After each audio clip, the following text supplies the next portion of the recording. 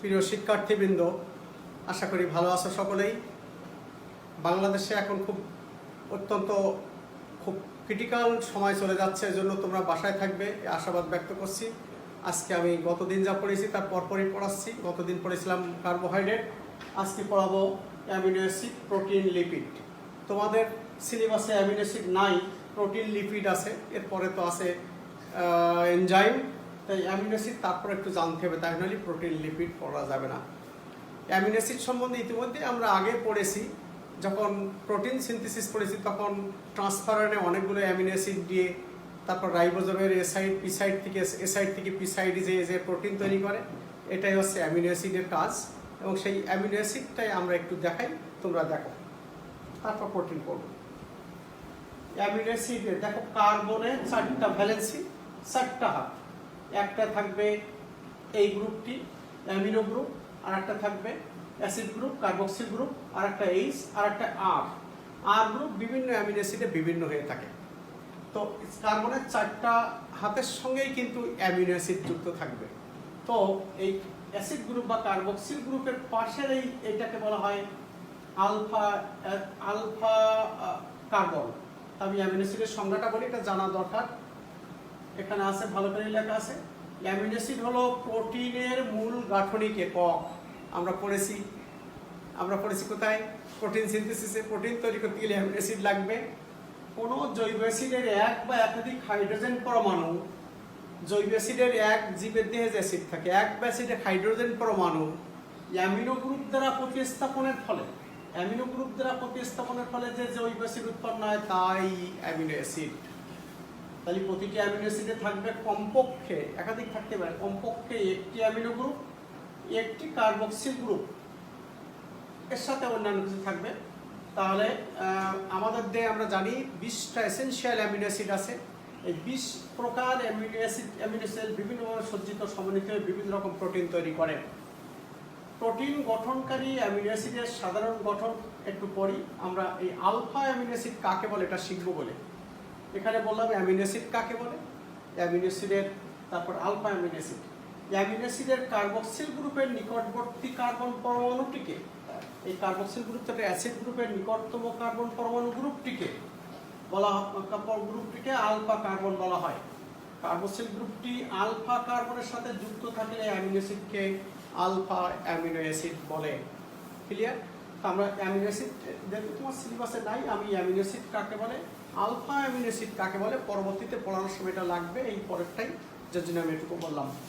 Amino acid না হলে তো মানবদের প্রোটিন সিনথেসিস হবে না। তাহলে অ্যামিনো অ্যাসিডকে অবশ্যই পড়তে হবে। প্রোটিন সিনথেসিস না হলে চারিত্রিক বৈশিষ্ট্যের পরিবর্তন ঘটবে না। আর এই প্রোটিন সিনথেসিস হচ্ছে বলে তো আজকে আমাদের এই ভাইরাসে ধরেছে।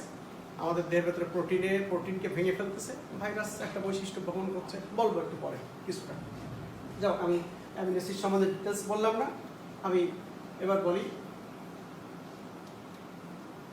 প্রোটিন বা আমিষ। আশা করি রেগুলার তোমরা ডিম এবং দুধ খাও, খুব প্রয়োজন খাওয়ার। চাষি ভাইয়েরা এখন ভালোভাবে বিক্রি করতে পারছে না, যার জন্য এটা অনেক দাম কমে গেছে। তোমরা এটা সবসময় খাবে, এখন এভরিডে ডিম এবং দুধ খেতে হবে। আমি সেটা পড়াবো, পড়ার ভেতরে এসে যাবে দেখবা। প্রোটিন কাকে বলে? প্রোটিন হলো অসংখ্য অ্যামিনো অ্যাসিডের সমন্বয়ে গঠিত বৃহদাকার যৌগিক জৈব অণু। আমরা প্রোটিন সিনথেসিস দেখেছি, অনেকগুলো অ্যামিনো অ্যাসিড ট্রান্সফারারে নিয়ে যায় রাইবোজোমে, তারপর একটা প্রোটিনের লাইন হয়ে গেছে। তাহলে অনেকগুলো অ্যামিনো অ্যাসিডের একটা সমাহার। আর একটু ভালোভাবে বলি, প্রোটিন হলো উচ্চ আণবিক ওজন বিশিষ্ট বৃহৎ অণুর জৈব রাসায়নিক পদার্থ, যা হাইড্রোলাইসিস প্রক্রিয়ায়, মানে পানিতে গুললে শুধু অ্যামিনো অ্যাসিড উৎপন্ন করে। দেখো কত বড় একটা প্রোটিনের লাইন। একটি কোষের অভ্যন্তরে সারাক্ষণ শত শত প্রকার প্রোটিন তৈরি হয়। তাই নলে তো আমরা বাঁচতাম না, কথা বলতে পারতাম না, জীব বাঁচত না। তাহলে প্রোটিন কাকে বলে বললাম। এখানে একটু কথা বলবো, প্রোটিন জীবদেহে বিরাজমান কোথায় থাকে, এগুলো কিন্তু এমসিকিউতে দেবে। জীবদেহে প্রায় সর্বত্রই প্রোটিন বিদ্যমান। জীবদেহের সব অঙ্গ গঠনের বস্তু হলো প্রোটিন। জৈব ক্রিয়া বিক্রিয়া নিয়ন্ত্রণকারী এনজাইম, অ্যান্টিবডি, হরমোন সবই হলো প্রোটিন। জীবদেহে এনজাইম কাকে বলে পড়ব আমরা। সব, তবে একটা কথা মনে রেখো, সব এনজাইম প্রোটিন, কিন্তু সব প্রোটিন এনজাইম না। ব্যাখ্যা আমি এনজাইম চ্যাপ্টারে বলবো, তারপরে একটু বলি। এনজাইম জীবদের কোনো জৈবিক ক্রিয়া বিক্রিয়ায় সাহায্য করে, কিন্তু প্রোটিন সব বিক্রিয়ায় সাহায্য করে না। আবার এনজাইম প্রোটিন, যার জন্যই সব এনজাইমকে প্রোটিন বলছি। আবার প্রোটিন জৈব বিক্রিয়ায় সাহায্য করে না, তাহলে ওটাকে এনজাইম বলা যাবে না। আমি আরও ব্যাখ্যা বলবো এনজাইম পড়ানোর সময়। আর একটা শব্দ আছে এখানে, পেপটাইড বন্ড কি জিনিস। বিভিন্ন অ্যামিনো অ্যাসিড বিভিন্নভাবে শৃঙ্খলিত হয়ে একটি প্রোটিন গঠন করে। একটি অ্যামিনো অ্যাসিডের কার্বক্সিল গ্রুপ, ওই যে অ্যামিনো অ্যাসিড পড়িয়ে আসলাম এই জন্য। অপর একটি অ্যামিনো অ্যাসিডের আলফা অ্যামিনো গ্রুপ, ওই যে আলফা অ্যামিনো গ্রুপ কাকে বললাম, অ্যামিনো গ্রুপের সাথে যুক্ত হয়ে যে অ্যামাইড বন্ড গঠন করে তাকে পেপটাইড বন্ড বলে। ক্লিয়ার? তাহলে পেপটাইড বন্ড কি, সিকিউ এর পরে আসবে, বা প্রোটিন কি সেটা সিকিউ এর পরে আসবে। তাহলে এই প্রোটিন পেপটাইড বন্ড কাকে বলে বললাম, পেপটাইড বন্ড তৈরিতে পানি নির্গত হয়, বেড়ে যায়, দুটি ভিন্ন অ্যামিনো অ্যাসিড যুক্ত ডাইপেপটাইড, তিনটা যুক্ত ট্রাইপেপটাইড ইত্যাদি, এগুলো তোমরা পড়ে নেবা। প্রোটিন, প্রতিটি জীবতে অসংখ্য ধরনের প্রোটিন থাকে, এটা আমরা জানি। একটি জীবতে যতটি জিনের প্রকাশ ঘটবে সবই প্রোটিনের মাধ্যমে। যত রকম প্রোটিন তত রকম তার বৈচিত্র্যতা আসবে। এটা আমি বারবার বলেছি যে প্রোটিন জীবদের বৈশিষ্ট্যের পরিবর্তন ঘটে, এটা তোমরা দেখবে। অর্থাৎ একটি জীবদের যতটি জিনের প্রকাশ ঘটে ওই দেহে তত ধরনের প্রোটিন থাকে। কাজেই হাজার হাজার ধরনের প্রোটিন একটি জীবদের থাকতে পারে। আবার দুটি প্রজাতির মধ্যে যেহেতু জিনগত পার্থক্য থাকবে, সেহেতু তাদের মধ্যে প্রোটিনের ধরনগত পার্থক্য থাকে। আমি এবং শিম্পাঞ্জি পার্থক্য থাকবে, গরু এবং ছাগল পার্থক্য থাকবে। তারপর একই প্রজাতির দুটি জীবের মধ্যে কিছুটা পার্থক্য থাকলেও থাকতে পারে। আমি একটা মানুষ আর একজন একটা মানুষ, আফ্রিকান ব্যক্তি একজন মানুষ, আমি এশিয়ান একজন মানুষ, দুজন দুই রকম, তাহলে পরিবর্তন রয়ে গেছে। কাজেই একই প্রজাতির দুটি জীবের মধ্যে প্রোটিনের কাঠামোগত পার্থক্য থাকবে। এই শব্দগুলো কিন্তু এমসিকিউতে দেবে, এমসিকিউতে দিয়ে তারপর তোমাকে বৈশিষ্ট্য লিখতে বলবে।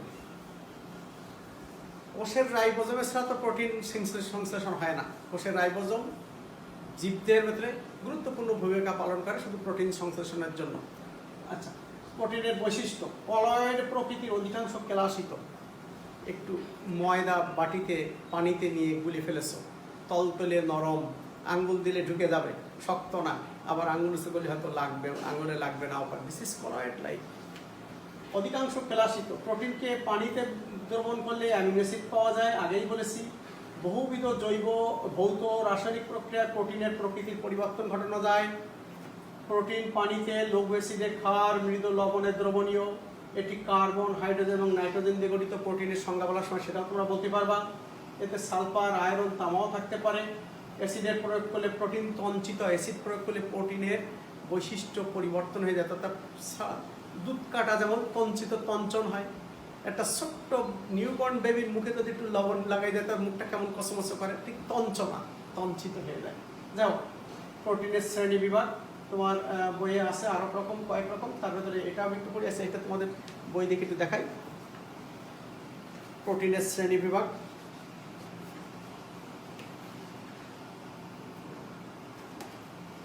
প্রোটিনের শ্রেণী বিভাগ।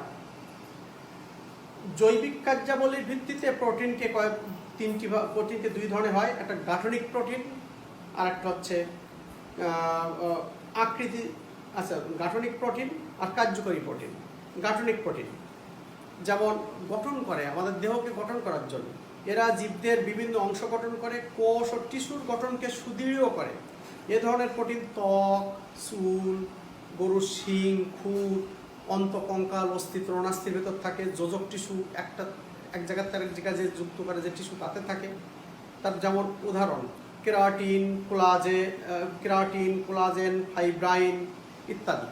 তাহলে এখানে তোমার পড়বা এই জ্ঞানমূলক, যেমন ত্বক, চুল তৈরি করে নিচের কোন প্রোটিনটি, বা জীবতে প্রোটিন বিভিন্ন প্রকার ভূমিকা পালন করলে নিচের কোনটি সঠিক, এইভাবেই পড়বে। তাহলে গাঠনিক প্রোটিন পড়বা, তাদের উদাহরণ পড়বা। কার্যকরী প্রোটিন জীবদের বিভিন্ন ক্রিয়া বিক্রিয়াকে সকল সময় গতিশীল রাখার জন্য যে প্রোটিন তাকে কার্যকরী প্রোটিন বলে, যেমন এনজাইম, হরমোন, ভিটামিন ইত্যাদি। তাহলে এগুলো পড়তে হবে। আকৃতি অনুযায়ী প্রোটিন দুই ধরনের, তন্তুময় প্রোটিন তারপরে গ্লোবিউলার প্রোটিন, তন্তুময় প্রোটিন। যখন পলিপেপটাইড মানে অনেকগুলো প্রোটিন মিশ্রণকে পলিপেপটাইড প্রোটিনের সমান্তরালভাবে একটি অক্ষরাবার সজ্জিত থাকে, তখন তার লম্বা তন্তুর আকার দেখায়, একে তন্তুময় প্রোটিন বলে। যেমন কেরাটিন, কোলাজেন, ফাইব্রাইন। এই যে আমি ছোট ছোট উদাহরণগুলো বলছি, এইগুলো কিন্তু এখান থেকে জ্ঞানমূলক এমসিকিউ দেবে। গ্লোবিউলার প্রোটিন, যেসব প্রোটিনের গঠন গোলাকৃতির হয় তাদেরকে গ্লোবিউলার প্রোটিন বলে, যেমন মায়োগ্লোবিন, ইনসুলিন, হিমোগ্লোবিন। ডায়াবেটিস রোগীদের ইনসুলিন পুষ্কর দিতে প্রোটিন, তো এইগুলো শিখতে পারি। তারপর আছে গঠন অনুসারে প্রোটিন 4 প্রকার: primary protein, secondary protein, tertiary protein বা কোয়াটারনারি প্রোটিন। তাহলে আমরা এই প্রাইমারি প্রোটিন, এখানে তোমাদের বইয়ের ছবি আছে সুন্দর করে, এটা খুব সুন্দর ছবি আছে, এটা তোমাদের দেখার কথা না। তোমরা এই ভৌত রাসায়নিক গুণাবলীর বৈশিষ্ট্যের পরে বৈশিষ্ট্যকারে প্রোটিনকে আমরা ভাগ করে থাকি 3 প্রকার: সরল প্রোটিন, ওই যে আছে সরল প্রোটিন, তারপরে কি আছে যুগ্ম প্রোটিন আর উদ্ভাবিত প্রোটিন। আমি স্লাইডে দেখাই যে প্রোটিনের শ্রেণী। এখানে বলছি আমরা যে গঠনের ভিত্তিতে বা ভৌত রাসায়নিক গুণাবলীর পরে প্রোটিন 3 প্রকার: সরল প্রোটিন, যুগ্ম প্রোটিন বা সংশ্লেষিত প্রোটিন, আর উদ্ভাবিত বা উৎপাদিত প্রোটিন, যা আমরা উৎপাদন করতে পারি। সরল প্রোটিন, যে প্রোটিনকে এনজাইম বা অ্যাসিড দিয়ে আদ্র বিশ্লেষণ করলে অ্যামিনো অ্যাসিড ছাড়া কিছুই পাওয়া যায় না, তাকে সরল প্রোটিন বলা হয়। দ্রবীয়তার উপর ভিত্তি করে একে 7টা ভাগে ভাগ করে। আমি প্রথমেই বলি, এই 7টা ভাগের প্রত্যেকটা সংজ্ঞা শিখবা, প্রত্যেকটার উদাহরণ শিখবা। এখানে কিন্তু এমসিকিউ দেবে। এবং নিচের কোনটি অ্যালবুমিন, বা তোমাকে ডিমের সাদা অংশ খেতে বলেছে ডাক্তার, এই ডিমের সাদা অংশ না খাইলে তুমি দিন দিন দুর্বল হয়ে যাবে, এমন একটি উদ্দীপক দিয়ে এমসিকিউতে দেবে। ডিমের সাদা অংশ হলো অ্যালবিউমিন, বা প্রত্যেকটা নাম দেবে। বা এখানে যে ডিমের সাদা অংশ আছে, তা শিম বীজে থাকে, মাংসপেশিতে কি প্রোটিন থাকে, রক্তরসে কি থাকে, এসবগুলো আছে। দুধের ল্যাকটালবুমিন কি থাকে, এসবগুলো বলছে। তাহলে অ্যালবুমিন এর উদাহরণ শিখবা, সংজ্ঞা শিখবা। তারপর গ্লোবিউলিন, উদাহরণ শিখবা, সংজ্ঞা শিখবা। কোথায় পাওয়া যায়? গ্লোবিউলিন ডিমের কুসুমে পাওয়া যায়, ওটা ডিমের সাদা অংশে পাওয়া যায়। তারপর পাট, তুলা ইত্যাদি আঁশে এসব পাওয়া যায়। মটর বীজে লেগুলিন থাকে, চীনাবাদামে অ্যারাসিন থাকে, আলুতে টিউবেরিন থাকে ইত্যাদি। এই উদ্ভিজ্জ প্রোটিন, নিচের কোনটি উদ্ভিজ্জ প্রোটিন, নিচের কোনটি সরল প্রোটিন, নিচের কোনটি উদ্ভিজ্জ সরল প্রোটিন, এভাবেই এমসিকিউ দেবে। আমি পড়ার ভেতরে কিন্তু সিকিউ এমসিকিউ বলে যাই প্রত্যেকদিন। তাহলে globulin, glutelin, prolamin, histone, protamine, protein, এগুলো ধরে ধরে না পড়েই তোমার বইয়ের বহু জিনিসটা তুমি পড়বা। এই যে ভুট্টার জেইন পাওয়া যায়, তারপরে ধানের বার্লির হর্ডিন পাওয়া যায়, তারপরে রাইয়ে গিলিয়াডিন পাওয়া যায়, গমে পাওয়া যায়, চাউলে পাওয়া যায়, গমে গ্লুটেনিন পাওয়া যায়। এইসব জিনিসগুলো তোমাকে প্রোটিনের উদাহরণ সহ, এটা সরল প্রোটিন না যুগ্ম প্রোটিন, এটা তোমার কোন প্রোটিনের কি কাজ, কোন প্রোটিনের নাম কি, এগুলো তোমাকে শিখতে হবে। তাই নইলে কি থেকে এমসিকিউ পারবা না আর কি। এই যে শিং, নখ, খুর, চুলে কেরাটিন পাওয়া যায়, আমি আগে একবার বলে এসেছি, এগুলো কিন্তু এমসিকিউ দিবেই। প্রত্যেক বছর প্রোটিনের এই চ্যাপ্টার থেকে এক বা একাধিক এমসিকিউ থাকবে কাজ দিয়ে, থাকবে উদাহরণ দিয়ে, তোমরা বোঝো এটা। তারপরে এবার যুগ্ম প্রোটিন বা কনজুগেটেড প্রোটিন বা সংশ্লেষিত প্রোটিন, যে প্রোটিনের সাথে কোনো অপ্রোটিন অংশ, আমরা এনজাইম পড়ার সময় অপ্রোটিন আর প্রোটিন অংশ তথা প্রস্থেটিক গ্রুপ আমরা পড়াবো, কোনটা অপ্রোটিন অংশ, কোনটা প্রোটিন অংশ, কোনটা প্রস্থেটিক গ্রুপ, এটা বলবো। যে প্রোটিনের সঙ্গে কোনো অপ্রোটিন অংশ যুক্ত থাকে তাকে কনজুগেটেড প্রোটিন বা যুগ্ম প্রোটিন বলে। কনজুগেটেড প্রোটিনকে বিভিন্ন ভাগে ভাগ করা হয়েছে, যেমন নিউক্লিয় প্রোটিন আমরা শিখেছি, নিউক্লিয়াসের ভেতরে নিউক্লিওলাস প্লাস প্রোটিন এসব থাকে। হাইড্রোলাইসিস করলে যে প্রোটিন থেকে একটি সরল প্রোটিন ও একটি নিউক্লিক অ্যাসিড পাওয়া যায় তাকে নিউক্লিয় প্রোটিন বলা হয়। নিউক্লিয়াসের ভেতরে নিউক্লিক অ্যাসিড থাকে। আচ্ছা, এরা পানিতে দ্রবণীয়, ক্রোমোজোম এবং ক্রোমোজোমে পাওয়া যায়। গ্লাইকোপ্রোটিন বা মিউকোপ্রোটিন, প্রোটিনের সাথে বিভিন্ন ধরনের কার্বোহাইড্রেট, বিশেষ করে মনোস্যাকারাইড, সে তো কয়েকদিন আগে পড়ে আসলাম, যুক্ত হলে তাকে বলা হয় গ্লাইকোপ্রোটিন। সেল মেমব্রেনে এই গ্লাইকোপ্রোটিন পাওয়া যায়। সেল মেমব্রেন, যে কোনো সেল মেমব্রেন, সেলের মেমব্রেন, সেলের ঝিল্লিতে। লিপোপ্রোটিন, লিপিড ও প্রোটিন, এটি লিপিড ও সরল প্রোটিনের সমন্বয়ে গঠিত একটি জৈব রাসায়নিক পদার্থ। এটা কোথায় পাওয়া যায়? এই দেখো লেখছে লিপিড সরল প্রোটিন অণুর সাথে যুক্ত হয়ে থাকে বিভিন্ন মেমব্রেন নিউক্লিয়াস, মাইটোকন্ড্রিয়া, ওই যে দেহের ভিতরে যত অর্গানেলসগুলো আছে সব nucleus, mitochondria, Golgi body, plasmic reticulum ইত্যাদি, এদের যে মেমব্রেনটা থাকে এই মেমব্রেনের সেল মেমব্রেনে থাকে সাধারণত লিপোপ্রোটিন থাকে। আচ্ছা, সবসময় বেশিরভাগ ক্ষেত্রে মনে রাখবো, দুই এক জায়গায় এক্সেপশন রয়েছে। আচ্ছা, এই এই এই প্রোটিনগুলোর কাজ হচ্ছে গাঠনিক উপাদান হিসাবে বিভিন্ন মেমব্রেন গঠন করে। এক কথায় এই সংশ্লিষ্ট বা যুগ্ম প্রোটিন কোষের মেমব্রেনটা গঠন করে। তারপরে ক্রোমোপ্রোটিন, মেটালোপ্রোটিন এসব আছে এখানে, তুমি এগুলো রিডিং করবা এবং মনে রাখার চেষ্টা করবা। তার উদাহরণ শিখবা কিন্তু ফসফোপ্রোটিন, ফ্লাভোপ্রোটিন ইত্যাদি। এইবার আসছি আমরা এই উৎপাদিত প্রোটিন। উৎপাদিত প্রোটিন উৎপাদন করা যায় যেটা সহজে আমরা কারখানায় উৎপাদন করতে পারি। এসব প্রোটিন প্রকৃতিতে মুক্ত অবস্থায় থাকে না, একটু আগে যখন সব প্রকৃতিতে থাকে। যেমন আমি ডিম যদি খাই, আমি যদি মাছ যদি খাই, আমি যদি মাংস যদি খাই, আমি যদি উদ্ভিজ্জ অংশ খাই, দিস আর অল ন্যাচারাল। সেখান থেকে আমাদের প্রোটিনটা কনজাম হচ্ছে এবং আমাদের এই অভাবটা পূরণ হচ্ছে। এসব প্রোটিন প্রকৃতিতে মুক্ত অবস্থায় থাকে না, তাপের প্রভাবে এনজাইমে বা রাসায়নিক পদার্থের ক্রিয়া বিক্রিয়ায় অথবা কৃত্রিম উপায়ে প্রোটিন অণু থেকে তৈরি হয়। উদাহরণ যেমন প্রোটিওজ, পলিপেপটাইড, মায়োসিন থেকে মায়োসান, অ্যালবুমিন থেকে অ্যালবোসোম ইত্যাদি। এই নিচের কোনটি উৎপাদিত প্রোটিন জ্ঞানমূলক, নিচের কোনটি যুগ্ম প্রোটিন, এভাবে প্রশ্ন দিতে পারে। আচ্ছা, গুণগত বৈশিষ্ট্যের উপর ভিত্তি করে প্রোটিনকে দুই রকম ভাগ করে, এটা কিন্তু মনে রাখতে হবে। প্রথম শ্রেণীর প্রোটিন আর দ্বিতীয় শ্রেণীর প্রোটিন।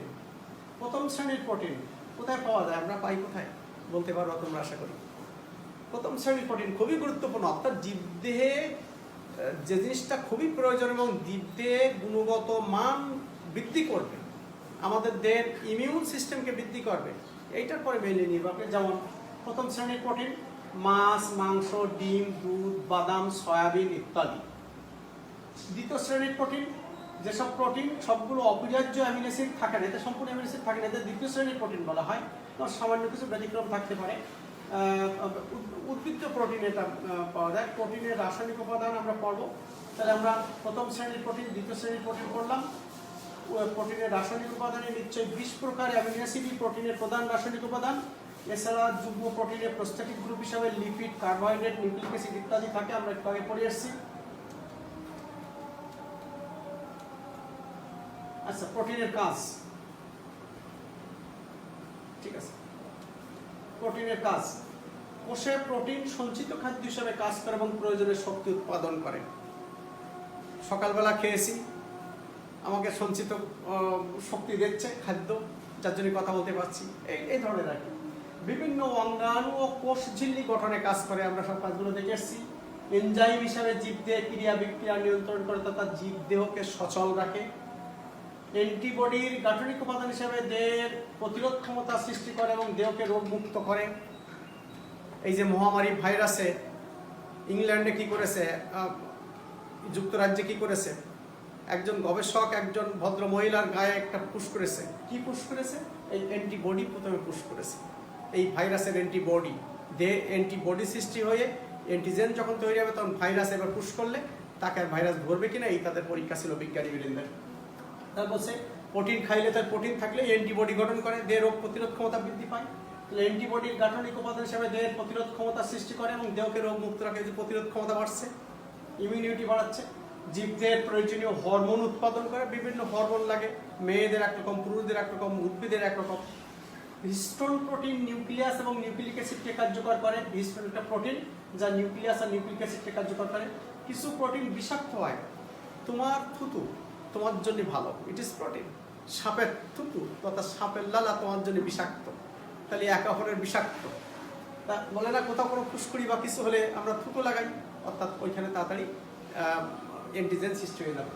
কিছু প্রোটিন বিষাক্ত হয়, অনেক জীব তা খেয়ে মারা যায়, যেমন সাপের বিষ প্রোটিন। যে সকল উদ্ভিদে বিষাক্ত প্রোটিন থাকে তাকে পশু পাখি খেলে সেই উদ্ভিদ আত্মরক্ষা করে তার এই দিয়ে। হিমোগ্লোবিন প্রোটিন প্রাণীদের সমস্ত কোষে অক্সিজেন সঞ্চালন করে। মানবদের পেপটাইড থেকে উৎপাদিত প্রোটিন ডিফেন্সিভ, দেহকে ডিফেন্সিভ অ্যান্টিবডি সৃষ্টি করে। এই ইন্টারফেরন একটি কোষীয় প্রোটিন, এটি ভাইরাস আক্রমণে স্বতঃস্ফূর্তভাবে দেহে তৈরি হয়। ধারণা করা হচ্ছে ইন্টারফেরন ক্যান্সার ও ভাইরাসজনিত রোগ নিরাময়ে ওই যে ভদ্রমহিলা বিজ্ঞানী, অত্যন্ত তরুণ বিজ্ঞানী, যার গায়ে যেটা ঢুকেছে ইন্টারফেরন, দেহে অ্যান্টিবডি তৈরি করার জন্য। অর্থাৎ বিজ্ঞানীরা একটা আবিষ্কার করেছে এই করোনা ভাইরাসের, যেটা এই ইন্টারফেরনটা ঢুকাইলেই, দিস ইজ প্রোটিন, ঢুকাইলেই তার দেহে ইমিউনিটি বেড়ে যাবে। এইবার তার দেহে যদি আমি এই ভাইরাস ঢুকাই, তাহলে তখন তাকে যদি না ধরে, তাহলে আমার ভ্যাকসিন তৈরি হয়ে গেল। ওই ইন্টারফেরনটাই, দিস ইজ ইন্টারফেরন। এইভাবেই আমরা প্রোটিনের কাজ করে থাকি, সুন্দর জিনিস। কিন্তু এগুলো সবই করতে গেলে মূল কথা, তোমাকে ন্যাচারাল প্রোটিন দিয়েই তোমার দেহের ইমিউনিটি বাড়াইতে হবে। সেটার একমাত্র প্রথম যা জিনিস হচ্ছে ডিম, দুধ, মাছ, তাই না? এটা খেলেই তোমার দেহে ইমিউনিটি বেড়ে যাবে। তাই তোমরা সবসময় এখন অবশ্যই প্রতিদিন ডিম, দুধ, মাছ খাও। অনেকে দুধ খেতে গেলে মনে করো যে গ্যাস হবে বা অ্যাসিড হবে, তোমরা একটু মিষ্টি গুলে খাও, চিনি গুলে খাও, তার সঙ্গে তোমরা তাতে একটু গুড় গুলে খাও, বা তোমরা তার সঙ্গে একটু হরলিক্স গুলে খাও, তোমাদের সমস্যা হবে না এবং তোমাদের খাওয়ার খুবই প্রয়োজন। তাই জীবদেহের প্রোটিনের ভূমিকা আমি যা বলে ফেললাম, ইন্টারফেরনের কথা বলেছি, ইমিউনিটির কথা বলেছি। জীবদেহের প্রোটিনের ভূমিকা অত্যাবশ্যকীয়ভাবে গুরুত্বপূর্ণ। এটি দেহের গঠন উপাদানের একটি বড় অংশ। সিকিউতে 4 নম্বর কোশ্চেনে দেবে, প্রোটিন ছাড়া দেহাঙ্গ বা অঙ্গাণু সঠিক গঠন সম্ভব নয়। সজীব দেহ কতগুলো রাসায়নিক ক্রিয়ার সমষ্টি মাত্র। আমার দেহ একটা ইঞ্জিন, ইট ইস মেশিন, এখানে অলওয়েজ চলছে, বিক্রিয়া চলছে। এটা চালাতে গেলে তো আমাকে, ইঞ্জিন চালাতে গেলে ফুয়েল দিতে হয়। ফুয়েল মানে তোমার খাদ্য মানে খাদ্যের সঙ্গে যে খাদ্য অন্যান্য জিনিস আছে, কার্বোহাইড্রেট, লিপিড, প্রোটিন। ওই যে রুই মাছ ঝোল দিয়ে খেয়ে এসেছিলে, বলছিলে কী কী খেয়েছিলে? ভাত খেয়েছিল, কার্বোহাইড্রেট, রুই মাছ প্রোটিন, আর ভাজা বা ঝোল তেল দিয়ে করেছে, তাই কার্বোহাইড্রেট, লিপিড, প্রোটিন এসব খুব প্রয়োজন। আর এসব ক্রিয়া বিক্রিয়া এনজাইম কর্তৃক নিয়ন্ত্রিত। জীবদেহে যে ক্রিয়া বিক্রিয়া করে সবসময় এনজাইম দ্বারা নিয়ন্ত্রিত হয়। সব এনজাইমই প্রোটিন, কিন্তু সব প্রোটিন এনজাইম না। আবারও বলেছি, আবারও বলবো, পরে বলবো। জিনের বৈশিষ্ট্য প্রকাশ ঘটে প্রোটিনের মাধ্যমে, বারবার বলেছি। জিনের বৈশিষ্ট্যের মাধ্যমে নতুন বৈশিষ্ট্যমণ্ডিত জীবের সৃষ্টি হয়। আর বৈশিষ্ট্য প্রকাশ ছাড়া জীবের অস্তিত্ব নাই। জীবদের বিভিন্ন কার্যক্রম নিয়ন্ত্রণের জন্য বিভিন্ন হরমোন বিশেষ ভূমিকা রাখে, যে হরমোন ও প্রোটিন। এই যে ইনসুলিন, হিমোগ্লোবিন, আমাদের দিয়ে ইনসুলিন তৈরি হচ্ছে। অধিকাংশ হরমোনই প্রোটিন। দের ইমিউন সিস্টেম ও, ইমিউন মানে রোগ প্রতিরোধ ক্ষমতা, ইমিউন সিস্টেম ও প্রোটিন নির্ভর। প্রোটিন দেহের শক্তির উৎস হিসাবে কাজ করে। কোষ চক্র সম্পন্ন করতে, কোষের ভেতরে সেল সাইকেল পড়েছিলাম, করতেও প্রোটিনের প্রয়োজন। ট্রান্সক্রিপশন সম্পন্ন করতেও প্রোটিনের প্রয়োজন। ট্রান্সক্রিপশন, ট্রান্সলেশন, প্রোটিন সিনথেসিসে পড়েছি। বিভিন্ন ধরনের ক্যান্সারের কারণ হিসাবে ভাইরাস চিহ্নিত হয়েছে, নিঃসন্দেহে। ইন্টারফেরন নামক বিশেষ প্রোটিন ভাইরাস প্রতিরোধক হিসাবে ব্লাড ক্যান্সার নিরাময়ে ব্যবহৃত হয়। ওই যে ভদ্রমহিলা বিজ্ঞানী, তার গায়ে ইন্টারফেরন ঢুকিয়েছে। ইন্টারফেরন ঢুকানোর পরে বিজ্ঞানীরা দেখছে যে তার দেহে ইমিউনিটি করছে কিনা, তারপর মূল করোনা ভাইরাস তাকে দিবে। অর্থাৎ ইন্টারফেরন ইজ অলসো প্রোটিন। রোগ জীবাণু ধ্বংস এবং নিয়ন্ত্রণের জন্য পোষক দেহে যে অ্যান্টিবডি তৈরি হয়, তার সংশ্লেষ করতে প্রোটিনের প্রয়োজন। তার দেহেতে অ্যান্টিবডি তৈরি হবে, তখন তো ভাইরাস দিবে। বিভিন্ন জীবের বিপাকীয় ক্রিয়ায় প্রোটিন থেকে বিষাক্ত পদার্থ উৎপন্ন হয়। এসব পদার্থ জীবের আত্মরক্ষার জন্য বিশেষ সহায়ক, যেমন সাপের বিষ। মস্তিষ্কে উৎপন্ন মস্তিষ্ক এন্ডরফিন ব্যথানাশক হিসাবে অতি সম্প্রতি আবিষ্কৃত ভূমিকা। আর দরকার না, আমি খাদ্য তালিকায় প্রোটিন, অনেক কথাই আছে খাদ্য তালিকায় প্রোটিন। এখানে একটা এই কথাটা বলি শোনাই। আমাদের খাদ্য তালিকায় প্রোটিন জাতীয় খাবার রাখা অপরিহার্য, কারণ শরীর গঠনের প্রোটিনের ভূমিকা অত্যন্ত গুরুত্বপূর্ণ। বিভিন্ন প্রকার খাদ্যে প্রোটিনের পরিমাণ বিভিন্ন রকম। পরিমাণের দিক দিয়ে সবচেয়ে বেশি প্রোটিন থাকে বিভিন্ন ডাল জাতীয় খাবারে, কিন্তু এরপরেও পুষ্টিবিজ্ঞানীগণ ট্রান্স প্রোটিনকে প্রাধান্য দিয়েছেন। ডাল 3 নম্বর। দেখো, প্রোটিন তৈরি হয় 20 প্রকার অ্যামিনো অ্যাসিড দিয়ে। বারবার বলছি একই কথা। গাঠনিক ইউনিট হিসাবে এই 20 প্রকার অ্যামিনো অ্যাসিডই অত্যাবশ্যক। মানবদের চাহিদা অনুযায়ী মাত্র 8টি অ্যামিনো অ্যাসিড, বি কেয়ারফুল, 8টা নাম লিখতে হবে, নাম শিখতে হবে।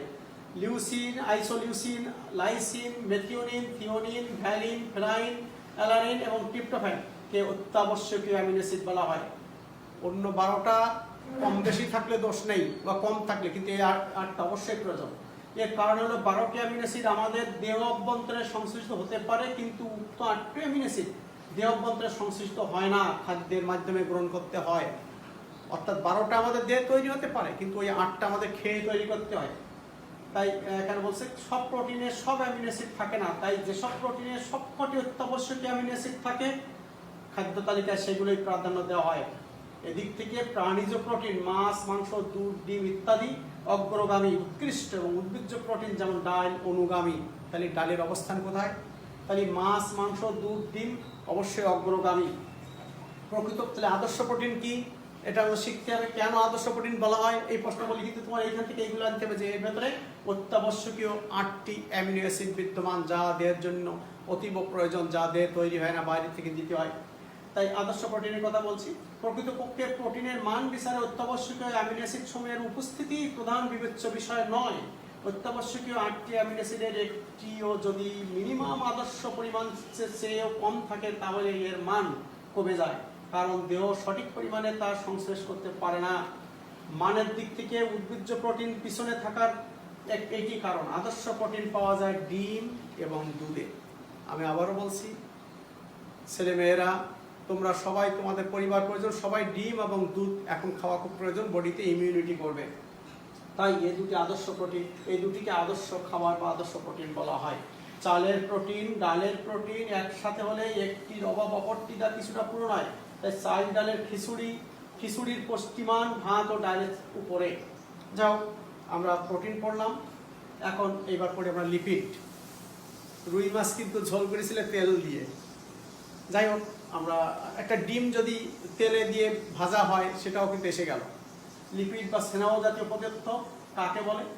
উদ্ভিদ ও প্রাণীদের বিদ্যমান একটি গুরুত্বপূর্ণ জৈব রাসায়নিক পদার্থের নাম লিপিড। কার্বোহাইড্রেটের মতো লিপিড ও কার্বন, হাইড্রোজেন এবং অক্সিজেন নিয়ে গঠিত। আমরা কার্বোহাইড্রেটে পড়েছি না, কার্বন, হাইড্রোজেন, অক্সিজেন 1:2:1, এটাও তাই। উদ্ভিদে বিশেষ করে ফল ও বীজে অধিক পরিমাণ লিপিড পাওয়া যায়।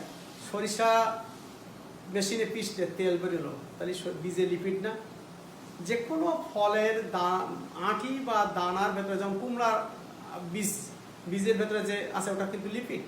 তাই বলছে ফল ও বীজের ভেতরে অধিক পরিমাণ লিপিড পাওয়া যায়। কার্বন, হাইড্রোজেন, অক্সিজেন সমন্বয়ে গঠিত স্নেহ জাতীয় পদার্থকে লিপিড বলে। আর একটু ভালো করে বলছে, রাসায়নিকভাবে অ্যালকোহল ও ফ্যাটি অ্যাসিডের এস্টারকে লিপিড বলে। এস্টার মানে গঠন। লিপিড পদার্থ স্নেহ ও তেল রূপে বিদ্যমান থাকে। সাধারণ তাপমাত্রায় কতিপয় লিপিড শক্ত থাকে, নারিকেল তেল সাধারণ তাপমাত্রায় জমে যায় শীতকালে, এবং 20°C তাপমাত্রায় কতিপয় লিপিড তরল থাকে, যেমন সরিষার তেল। যাও, আমরা লিপিডের কোনটা তেল, স্নেহ আর কোনটা তেল সেটা আমরা বলছি। তাহলে তেল হচ্ছে 20°C তাপমাত্রায় যেটা লিকুইড থাকে, আর 20°র নিচে বা তা থাকে সাধারণ তাপমাত্রায় যদি শক্ত থাকে সেটাকে বলা হয় স্নেহ পদার্থ। লিপিডের বৈশিষ্ট্য, লিপিড পানিতে প্রায় অদ্রবণীয়। তেল পানিতে দিলে কি দ্রবীভূত হয় না ভেসে থাকে? এটি বর্ণহীন, নারকেল তেলের বর্ণ আছে স্বাদহীন, গন্ধহীন। কিন্তু বাজারে যে তেলে বেশ সুন্দর ফ্লেভার, এটা কিন্তু আসলেই তেল না, এটা ফ্লেভার দেওয়া হয়েছে, এবং হয়তো তেল কিছু দিয়ে তাতে ফ্লেভার দেওয়া হয়েছে, এটা কিন্তু ন্যাচারাল না। এরা ইথার, অ্যালকোহল, বেনজিন, ক্লোরোফর্ম ইত্যাদিতে দ্রবণীয়। এরা ফ্যাটি অ্যাসিডের এস্টার হিসাবে কাজ করে। লিপিড পানির চেয়ে হালকা, তাই পানিতে ভাসে। হাইড্রোলাইসিসের শেষে এরা ফ্যাটি অ্যাসিড ও গ্লিসারলে পরিণত হয়। তুমি হাতে একটু তেল আর পানি নিয়ে ফেটে যখন গায়ে দিলে, তখন গ্লিসারিন, বাজারে গ্লিসারিন বিক্রি, গ্লিসারলের মতন কাজ করে। তাহলে ফ্যাটি অ্যাসিড আর কি বলছে, এটা হাইড্রোলাইসিস শেষে মানে পানিতে ভাঙলে এটা ফ্যাটি অ্যাসিড ও গ্লিসারলে পরিণত হয়। লিপিডের আণবিক ওজন বৃদ্ধির সাথে সাথে গলনাঙ্ক বৃদ্ধি পায়। লিপিডের গঠন, সাধারণত গ্লিসারল ও ফ্যাটি অ্যাসিডের সমন্বয়ে গঠিত লিপিড হয়। ফসফোলিপিডে গ্লিসারল, আচ্ছা ফ্যাটি অ্যাসিড ছাড়া ফসফেট এবং নাইট্রোজেন বেস থাকে। একটু পড়ো তোমরা লিপিডের গঠনে। আমি পড়ি লিপিডের কাজ। তাহলে লিপিড কাকে বলে? তাহলে লিপিডের বৈশিষ্ট্য পড়লাম, লিপিডের কাজ, তারপর শ্রেণী বিভাগটা পড়বো। চর্বি, তেল জাতীয় লিপিড উদ্ভিদ দিয়ে সঞ্চিত খাদ্য হিসেবে কাজ করে। চর্বি ও তেল। কুমড়ার যে বীজের ভেতরে যে বীজপত্র থাকে, এটা তো লিপিড। এটা কি তোমার আমার খাওয়ার জন্য? সরিষার বীজ কি তোমার আমার খাওয়ার জন্য? না না, সরিষার বীজ থেকে একটা অঙ্কুর হবে, সেই গাছটা যত সময় না খাদ্য উৎপাদন করতে পারবে ততদিন তাকে খাদ্য সরবরাহ করবে বলে, কিন্তু আমরা ওটা খেয়ে ফেলি। যাই হোক, আমাদের কাজে ওটা খাবোই। চর্বি ও তেল জাতীয় লিপিড উদ্ভিদের সঞ্চিত খাদ্য হিসেবে থাকে। বিভিন্ন তেল বীজ যেমন সরিষা, তিল, সয়াবিন অঙ্কুরোদ্গমকালে লিপিড খাদ্যরূপে গৃহীত হয়। এদের বিজারণকালে অধিক এটিপি তৈরি হয়। ফসফোলিপিড বিভিন্ন মেমব্রেন গঠনে কাজ করে। মেমব্রেন মানে সেল মেমব্রেন। মোম জাতীয় লিপিড, মৌমাছির যে চাক, মৌচাক, মধুটা নেই, ওটা তো মোম, ওটাও লিপিড। ওটাও তো গাছের ওই ইসের থেকে নিয়ে আসছে, ওটার নাম কি, ওই ফুলের নেকটার থেকে নিয়ে আসছে। মোম জাতীয় লিপিড পাতার বহিরাঙ্গনে স্তর হিসেবে মোম জাতীয় লিপিড। গাছের দেহে যে লিপিড থাকে সেটা পাতার উপরে যে তেল তেলিয়ে ভাব থাকে, একটু পানি লাগিয়ে পড়ে যায়, এটা বহিরাঙ্গনের লিপিডের আবরণ। বিশেষ করে সুন্দরবন অঞ্চলের ম্যানগ্রোভ ফরেস্টের পাতাগুলো সব অত্যন্ত পুরু এবং স্যাকুলেন্ট, এতে মোমের আস্তরণতা বেশি থাকে, যার জন্য জোয়ার ভাটায় পাতাগুলো ছিঁড়ে যায় না। তাই বলছে মোম জাতীয় লিপিড পাতার বহিরাবরণে স্তর বা কিউটিক্যাল স্তর সৃষ্টি করে, এবং তার ফলে সে অতিরিক্ত প্রচ্ছেদনের হাত থেকে তাদের রক্ষা করে। কতিপয় এনজাইম প্রস্থেটিক গ্রুপ হিসাবে কাজ করে, ফসফোলিপিড কাজ এটা পড়াবো। সালোক সংশ্লেষণে গ্লাইকোলিপিড হিসাবে ভূমিকা পালন করে, প্রোটিনের সাথে যুক্ত লিপোপ্রোটিন গঠন করে এবং লিপোপ্রোটিন শক্তি উৎপাদন প্রক্রিয়ার সাথে জড়িত থাকে। এবার লিপিডের শ্রেণী বিভাগ। রাসায়নিকভাবে লিপিড হচ্ছে সরল লিপিড, যৌগিক লিপিড এবং উৎপাদিত বা উদ্ভাবিত লিপিড। সরল লিপিড উদাহরণ শেখবা কিন্তু, যেমন চর্বি, তেল, মোম। যৌগিক লিপিড ফসফোলিপিড, গ্লাইকোলিপিড, সালফোলিপিড। উৎপাদিত লিপিড যেটা আমরা তৈরি করি, রাবার। রাবার বাগান দেখছো?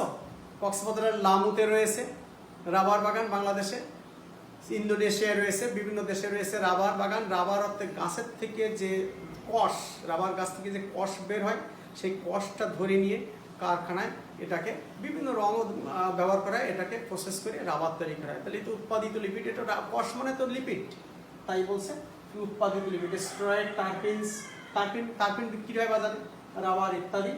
আণবিক গঠনশীল লিপিড 5 প্রকার: neutral lipid, phospholipid, glycolipid, terpenes, মোম, টারপিনয়েডস, মোম ইত্যাদি। এখানে আমরা একটু বেশি করে দেখাচ্ছি একটু পরেই। এগুলো কিন্তু সংজ্ঞা পড়বা এবং উদাহরণ পড়বা, উদাহরণ দিয়ে জ্ঞানমূলক এমসিকিউ দিয়ে দেবে। আচ্ছা, তারপরে এই যে সরল লিপিড কাকে বলে? 2 প্রকার। এটা হচ্ছে চর্বি ও তেল মিলিয়ে স্নেহ পদার্থ, একটা মোম। চর্বি আর তেল দুটো ভিন্ন। গরুর ভেতরে যে চর্বি, আমাদের দেহের ভেতর চর্বি, তেল তো আর একরকম। পড়ি এবার স্নেহ বা চর্বি ও তেল। আচ্ছা, আগে সরল লিপিড। যে সকল লিপিডের বিশ্লেষণে স্নেহ পদার্থ ছাড়া অন্য কিছু পাওয়া যায় না তাকে সরল লিপিড বলে। এই 2 রকম, স্নেহদ্রব্য বা চর্বি ও তেল, এবং আরেকটা হচ্ছে মোম। স্নেহদ্রব্য বা চর্বি ও তেল। ফ্যাটি অ্যাসিডের গ্লিসারল এস্টারকে বলা হয় স্নেহদ্রব্য। এতে 3 অণু ফ্যাটি অ্যাসিডের সাথে 1 অণু গ্লিসারল যুক্ত হয়, একে ট্রাইগ্লিসারাইড বা নিউট্রাল লিপিডও বলা হয়। ট্রাইগ্লিসারাইড 2 রকম, যথা চর্বি ও তেল। এই যে চর্বি, তেল, এটা ভাগ করছি চর্বি। এটা এবার দেখো সেই কত টেম্পারেচারে কি হয়। যে সকল ট্রাইগ্লিসারাইড সম্পৃক্ত ফ্যাটি অ্যাসিড দিয়ে তৈরি এবং সাধারণ তাপমাত্রায় অর্থাৎ 20 ডিগ্রি সেলসিয়াস তাপমাত্রায় কঠিন বা অর্ধকঠিন অবস্থায় বিরাজ করে, তাকে চর্বি বলে। উদ্ভিদ জীব দেহে যেসব চর্বি থাকে না, প্রাণী দেহে চর্বি থাকে 20 ডিগ্রি সেলসিয়াস তাপমাত্রায়, এটা সব শক্ত থাকে। যেমন উদ্ভিজ্জ চর্বি পাম অয়েল, 20 ডিগ্রি নিচে নেমে গেলে জমে যায়। পাম অয়েল তো গাছের ফল থেকে তৈরি হয়, পাম গাছের ফল থেকে তৈরি হয়। এর গলনাঙ্ক বেশি। নারকেল তেলও তাই চর্বি জাতীয়, নিম্ন তাপমাত্রায় জমাট বেঁধে যায়, শীতকালে বেঁধে যায় না, তখন তাপমাত্রা নিচে নেমে যায় বলে। তেল, যে সকল, এটাও ট্রাইগ্লিসারাইড সম্পৃক্ত, ট্রাইগ্লিসারাইড এটা সম্পৃক্ত, এটা অসম্পৃক্ত, আনস্যাচুরেটেড ফ্যাটি অ্যাসিড দিয়ে তৈরি এবং সাধারণ তাপমাত্রায় তথা 20 ডিগ্রি সেলসিয়াস তাপমাত্রায় তরল অবস্থায় থাকে, যেমন ভোজ্য তেল, সরিষার তেল, সয়াবিন তেল ইত্যাদি। আচ্ছা, চর্বি ও তেলের কাজ ফল ও বীজের সঞ্চিত খাদ্য হিসেবে থাকে। সঞ্চিত খাদ্য ওই ফলকে বড় করা বা বীজকে অঙ্কুরিত করা। এই কারণ মেইন কাজ, বীজের অঙ্কুরোদ্গমকালে কার্বোহাইড্রেটের পরিবর্তনের মাধ্যমে এটা বলেছে। মোম কাকে বলে? আর এটা এমন না। মোমের কাজ, উদ্ভিদে অঙ্গের ওই উপরিতলে থাকে মোম। একটা গাছের কচি কাণ্ডের গায়ে মোম থাকে, যাতে পোকামাকড় সহজে তাকে আক্রমণ করতে না পারে, এরকম আর কি। যৌগিক লিপিড, যে লিপিড সরল লিপিডের সাথে কিছু জৈব অ্যাসিড ও জৈব অজৈব পদার্থের সংমিশ্রণকে যৌগিক লিপিড বলে। এ আবার 3 রকম: ফসফোলিপিড, গ্লাইকোলিপিড, সালফোলিপিড। ফসফেট এবং লিপিড, গ্লিসারল, ফ্যাটি কাকে বলে সরকার। তারপর এটা উদাহরণ শেখ ভাই, লেসিথিন, সেপানিন ইত্যাদি কয়েকটি ফসফোলিপিডের নাম। কাজ, কোষ ঝিল্লি গঠন করে ফসফোলিপিড, বিভিন্ন কোষের অঙ্গাণু ঝিল্লির গাঠনিক উপাদান হিসেবে কাজ করে, এটাই মেইন কাজ। কিন্তু কতিপয় এনজাইমের প্রস্থেটিক হিসেবে কাজ করে। ফসফোলিপিড রক্ত জমাট বাঁধতে সাহায্য করে, কোষের ভেদ্যতায় করে। গ্লাইকোলিপিড সরল লিপিডের সাথে যখন কার্বোহাইড্রেট যুক্ত থাকে তখন তাকে গ্লাইকোলিপিড বলে। এখানেও বেশ কিছু উদাহরণ আছে। ফটোসিনথেটিক অঙ্গাণু গঠনে ভূমিকা পালন করে, ফটোসিনথেসিস প্রক্রিয়ায় গ্লাইকোলিপিড খুবই গুরুত্বপূর্ণ ভূমিকা পালন করে।